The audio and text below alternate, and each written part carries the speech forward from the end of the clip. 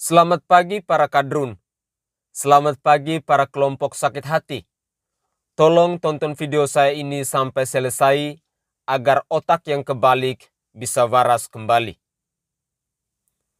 Pemirsa, topik pembicaraan saya pada pagi hari yang indah ini mengenai kelakuan buzzer busuk dari Kementerian Komunikasi dan Informatika yang mendadak buta, bisu dan tuli saat melihat pemblokiran situs gaming online dan juga sekaligus membiarkan situs judi online serta situs pornografi.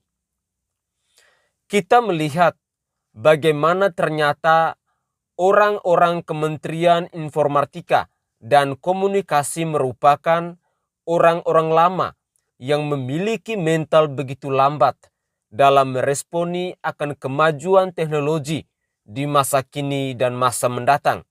Para aparatur sipil negara yang tidak pernah mengenal istilah pensiun, saat ini di kementerian sudah begitu banyak yang makan gaji dengan kenaikan yang konsisten setiap tahunnya.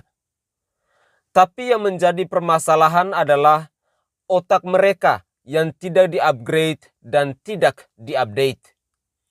Sehingga Kementerian Komunikasi dan Informatika menjadi kumpulan orang-orang tua berkumis dan gaptek. Ternyata ketika ada permasalahan di situs-situs kementerian terkait, mereka melempar persoalan ini kepada orang-orang muda yang ternyata merupakan PKL di sana. Artinya bahwa kualitas kemajuan teknologi di Kementerian Komunikasi dan Informatika patut diduga sangat parah. Berkuar-kuar ingin menjadi pusat data di Asia Tenggara. Tapi urusan blokir-memblokir saja mereka masih kayak orang baru. Birokrasi lama yang digunakan dan membuat Indonesia justru akan berpotensi menjadi negara terbelakang.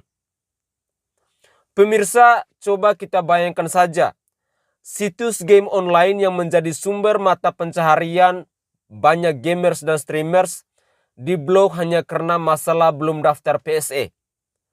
Mereka yang adalah orang-orang di kementerian mengatakan bahwa pendaftaran ini dilakukan agar data personal dari rakyat Indonesia bisa terjaga.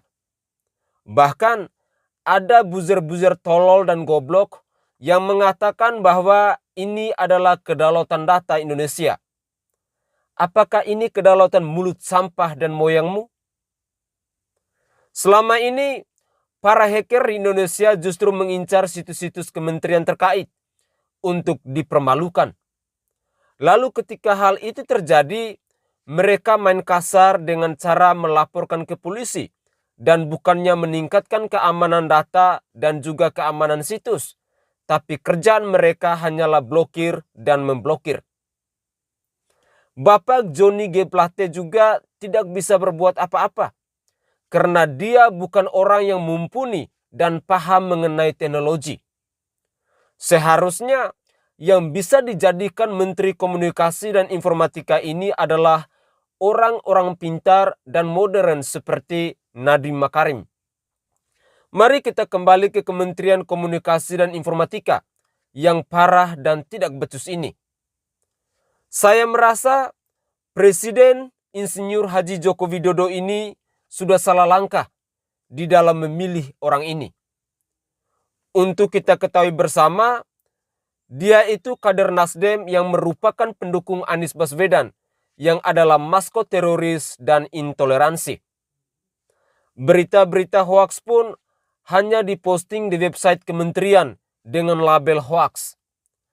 Apa bedanya Kementerian Komunikasi dan Informatika dengan Majelis Ulama Indonesia alias MUI yang cuman bisa cap dan melabelkan halal atau haramnya sebuah produk? Birokrasi kuno yang membelit-belit ini membuat Indonesia tidak bakal maju-maju. Menteri Perdagangan Bapak Zulkifli Hasan juga kelihatannya tidak bisa majukan Indonesia ini. Dan perdagangan di Indonesia akan stuck di sini-sini saja. Saya ingat saat Menteri Zulkifli Hasan ngebacot soal minyak murah sambil jualan anaknya. Dan saya ingat baik saat Kementerian Perdagangan terdahulu juga tidak bisa ngapa-ngapain soal robot trading. Sekarang Kementerian Komunikasi dan Informatika juga memblokir sumber duit dan dompetnya masyarakat Indonesia yang ada di PayPal.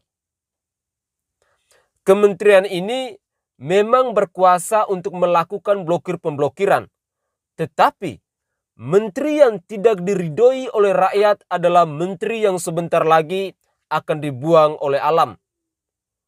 Sudahlah Pak, Presiden Joko Widodo tak usah mikirin Nasdem lagi, karena mereka adalah partai yang mendukung Anies Baswedan yang suaranya sudah turun drastis, bahkan di bawah Partai Solidaritas Indonesia. Menterinya juga ternyata tidak beda jauh sama menteri terdahulu.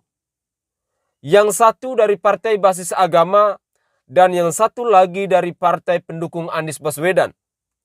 Saya harap Bapak Insinyur Haji Joko Widodo bisa melihat hal ini dan segera menghancurkan birokrasi berbelit-belit yang ada di Kementerian Komunikasi dan Informatika ini. Karena banyak sekali buzzer-buzzer yang diduga mendapat keuntungan dari membela Menteri Komunikasi dan Informatika yang tidak becus dalam bekerja ini. Kedaulatan data dikatakan sebagai hal yang diperjuangkan oleh Menkominfo. Tapi praktiknya adalah membunuh lapangan para pekerja gamers. Inilah yang saya katakan mentalitas tua dan berbelit-belit. Salam waras, salam NKRI, salam Nusantara.